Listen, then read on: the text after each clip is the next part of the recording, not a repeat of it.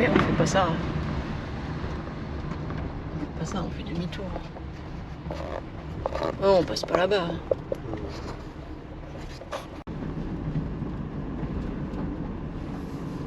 Ouais, non, mais là, c'est encore pire.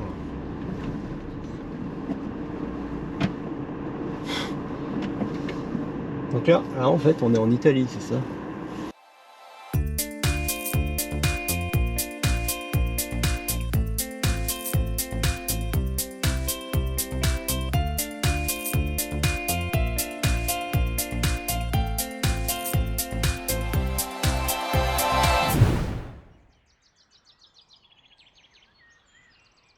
One, two, three,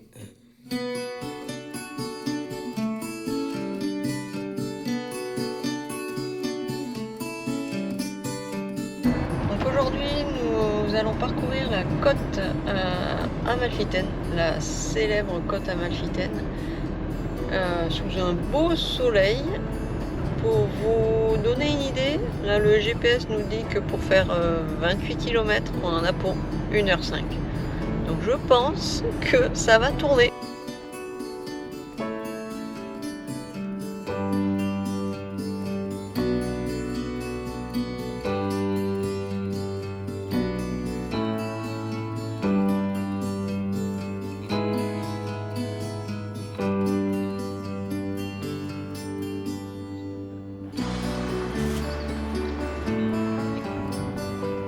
Sympa comme paysage, hein. On vient juste d'attaquer la côte amalfitaine. Alors c'est virage sur virage, mais c'est vraiment très joli. Ça faisait 3 jours qu'on était dans un petit camping à Pompéi. Et on a attendu d'avoir une journée de beau temps pour pouvoir faire cette superbe côte. Et c'est vrai que les paysages sont à couper le souffle. Ça va tourner, j'espère que vous n'êtes pas sensible au mal de mer, parce que ça va tourner.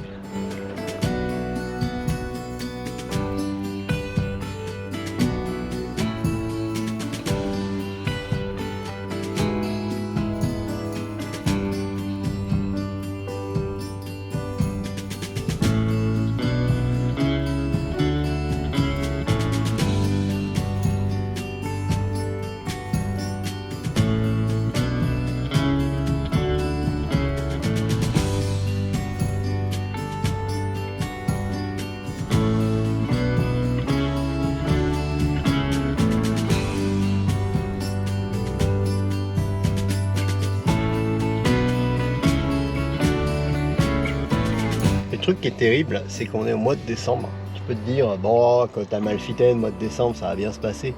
Et en fait, c'est absolument blindé, il n'y a pas une seule place, on n'arrive même pas à s'arrêter, juste s'arrêter.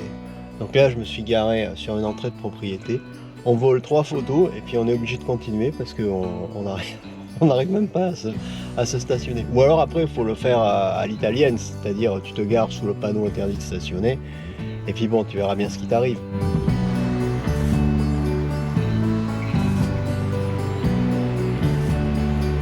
Donc là derrière moi, c'est le joli petit village de Positano où on n'aura même pas pu s'arrêter une petite minute pour aller voir comment c'est.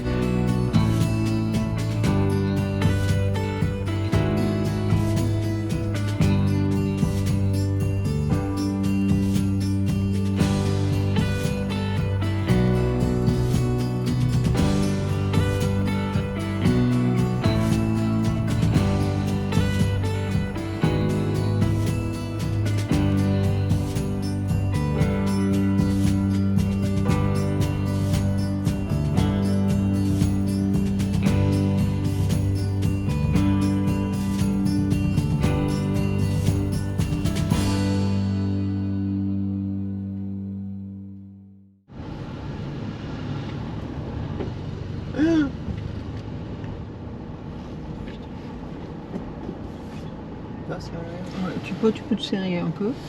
Tu peux te serrer sans problème. Oh bah lui il passe. Moi je passe pas mais lui il passe. C'est pas normal. C'est un style. Vous êtes arrivé.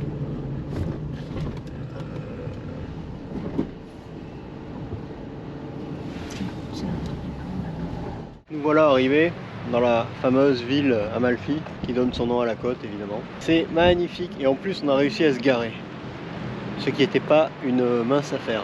Pour vous donner un ordre d'idée, là on est parti ce matin à 9 h, il est 14 h et on a fait 50 km, pas plus.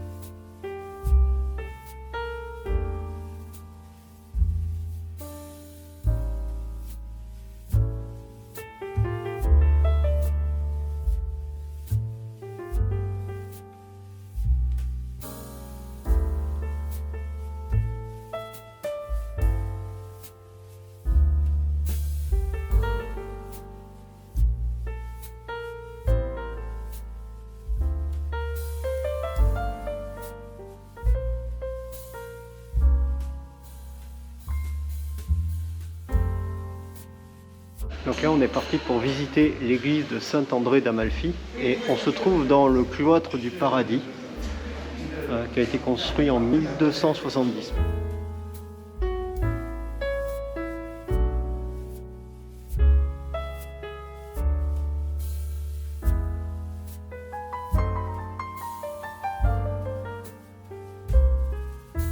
On arrive tout doucement dans la basilique du crucifix et on n'est pas encore dans la cathédrale.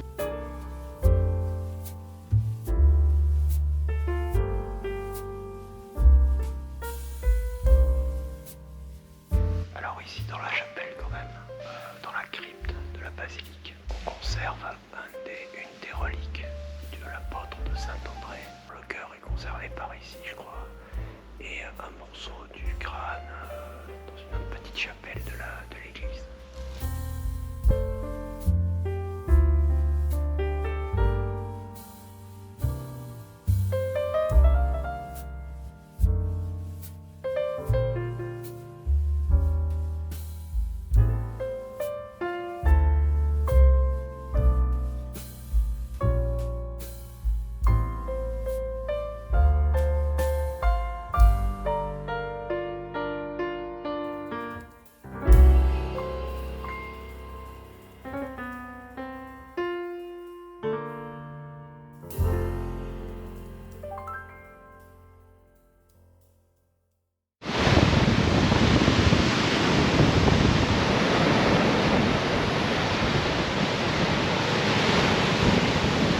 Aujourd'hui il fait un temps pas possible. On a dormi là, il a fait orage toute la nuit et ça va souffler toute la journée. On va pas pouvoir visiter. Ce matin ce qu'on fait c'est qu'on va remonter, on va se garer au pied du Vésuve pour pouvoir, dès qu'il y aura une éclaircie, avoir le temps d'y monter. Et avec un peu de bol, on pourra aussi aller visiter la cité de Herculanum. Il paraît qu'il est très très sympa à voir.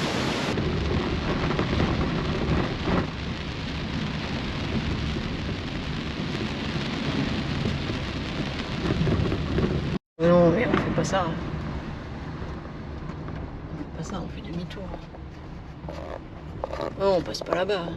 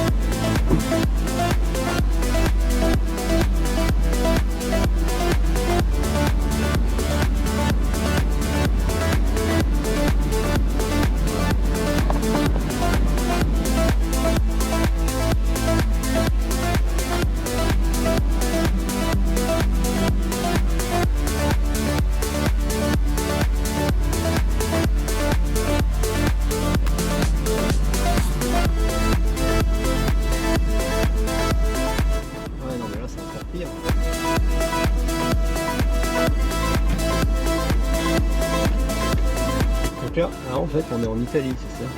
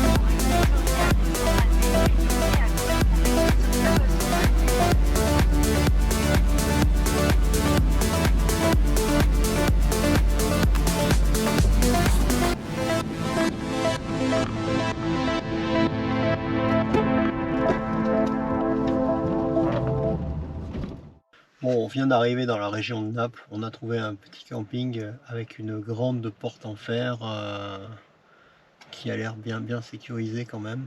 Enfin, on est à Naples. Et on vient de se faire une route. Très sincèrement, je ne pensais pas qu'en Europe, dans une zone urbaine, ça puisse exister quelque chose comme ça.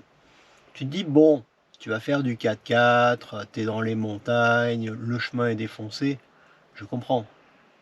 Mais là, à ce niveau-là, moi, j'avais jamais fait. Et le camion, il est passé vaillamment. Bon, heureusement qu'on s'est pas pris une plaque d'égout enlevée ou un gros trou, parce que là, on y restait, on était mal. On était vraiment mal. Vous le voyez là-haut, avec son petit air innocent. Aujourd'hui, on monte sur le Vésuve. Alors, on se calme, hein, on n'y va pas en trek. C'est un petit circuit organisé. On prend le bus tout à l'heure, là, dans une vingtaine de minutes, qui va nous amener au parc du Vésuve. Et de là, normalement, on doit pouvoir atteindre le cratère.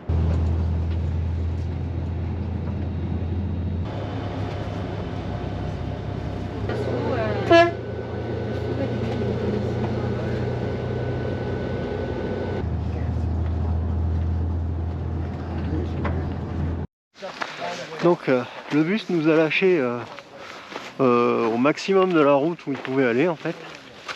Et là on a à peu près une vingtaine de minutes à grimper et on arrive au cratère.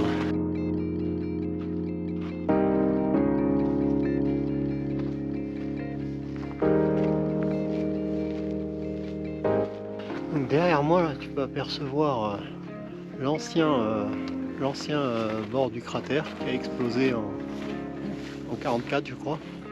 Tu peux voir aussi une coulée de lave et tu peux voir aussi les vendeurs de souvenirs italiens.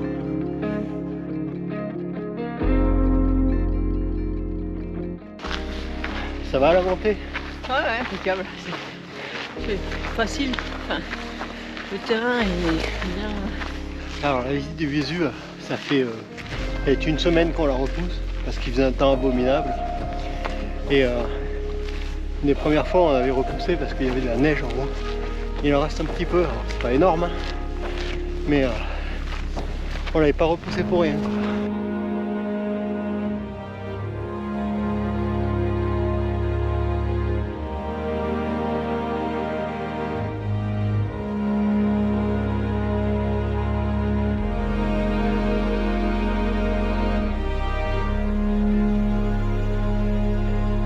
Vu de loin comme ça, le Vésuve, ouais, c'est un volcan quoi, c'est une montagne, il se passe rien quoi.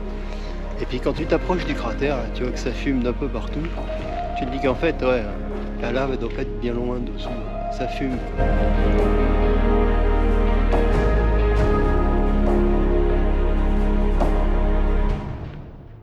Alors vous ne pouvez pas le sentir, hein, mais nous on sent bien de temps en temps des petites odeurs de soufre qui remontent là. Et s'échappent des fumerolles qu'on peut voir. Alors après on peut voir que le Vésuve est monitoré, hein. Il y a partout des petites stations qui permettent de mesurer le diamètre du cratère, les vibrations, le taux de gaz qui remonte, etc. Et là juste à côté de moi il y en a une. Il y a une qui est juste là, voilà. Tu vois, ça met en confiance. Tout de suite tu te dis on risque rien en fait.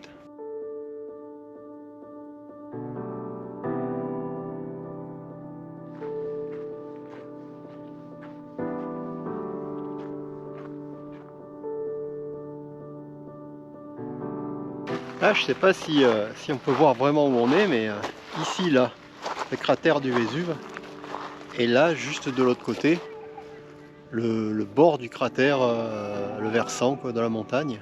Et on est vraiment sur la partie fine là, qui est tout en haut. C'est très impressionnant.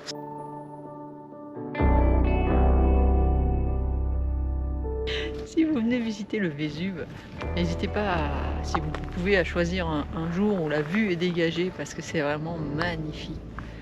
Le côté cratère ou la baie de Naples, c'est vraiment magnifique.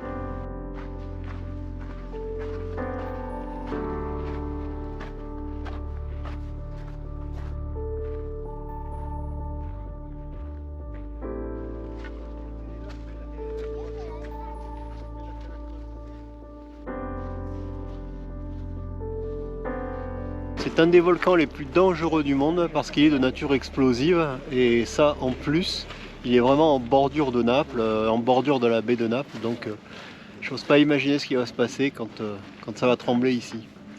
C'est un des seuls volcans en Europe qui a eu une éruption dans les années 1900.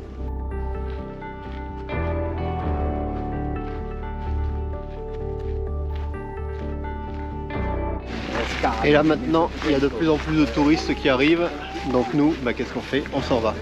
On s'en va surtout parce qu'il y a le bus qui nous attend dans une demi-heure et qu'il ne faut pas qu'on loupe, sinon on rentre à pied.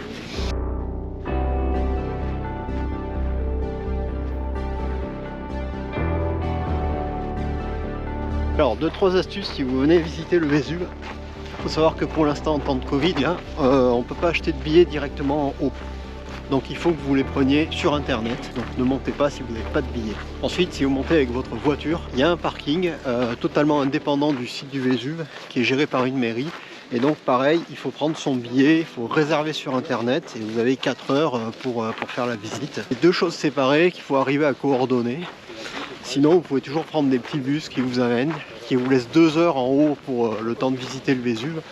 2 heures, c'est une fois que tu es arrivé en haut, c'est quand même assez suffisant parce que tu as 20 minutes de montée et ensuite tu peux longer le cratère pendant un petit moment et redescendre. Bon, en hiver, il faut se couvrir, en été, chapeau, lunettes de soleil, etc. Sinon, la visite est vraiment très sympathique. Les vues sont à couper le souffle et moi, ce qui m'épate vraiment, c'est l'aspect faussement tranquille de la montagne. Et, évidemment là il n'y a aucun risque, on ne craint rien, mais d'un jour à l'autre ça s'énerve et voilà, tout change, tout explose.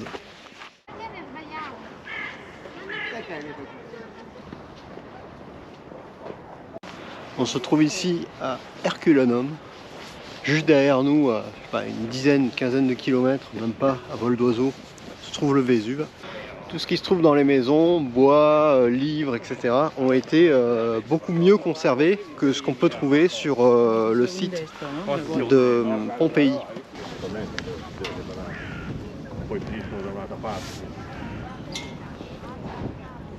Le site est beaucoup plus petit que Pompéi parce que seulement à peu près un quart de la ville a été creusée et mise au jour, découverte.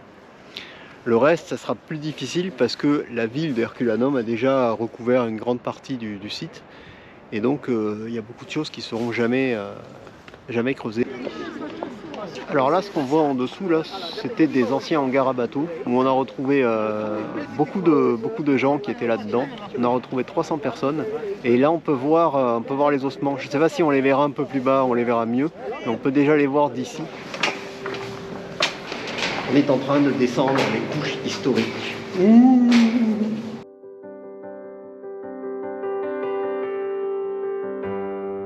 Et là, tu peux voir la taille de la coulée qu'il y a pu y avoir. Et dans les estimations, c'est une quinzaine de mètres de coulée, d'une coulée pyroclastique qui est tombée ici.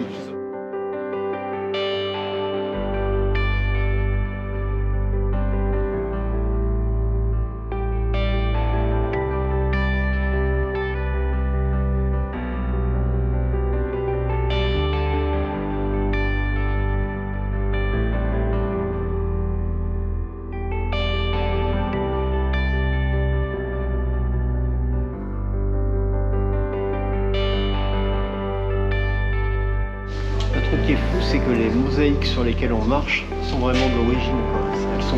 Elles étaient comme ça, elles sont restées.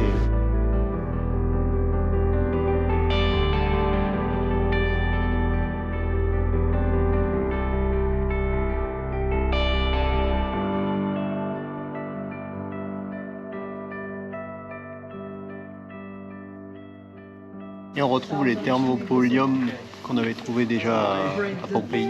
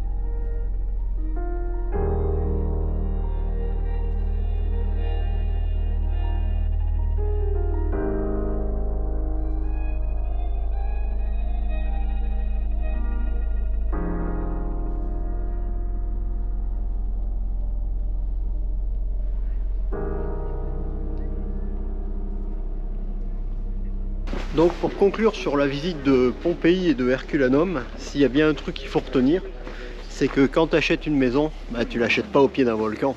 Sinon un jour ou l'autre, bah, ça finit mal.